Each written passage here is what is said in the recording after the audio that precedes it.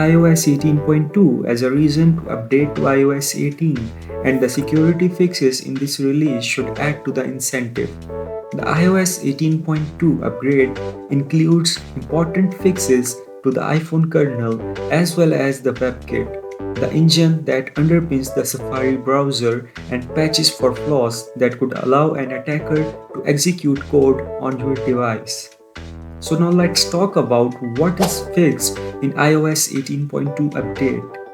Among the issues fixed in iOS 18.2 are three kernel flaws tracked as CVE, common vulnerabilities and exposure, along with their numbers 54494, 54510, and 44245, the last of which could allow an app to cause unexpected system termination or corrupt kernel memory, according to the Apple's support page. An issue in LibXpad, flagged as CVE 45490, is particularly worrying, as it could see a remote attacker caused an unexpected app termination or execute code. Apple's iOS 18.2 also patches two flaws in libxpe, one of which could see an app able to gain elevated privileges. Four vulnerabilities in WebKit were fixed in iOS 18.2, allowing memory corruption if you were persuaded to interact with malicious web content.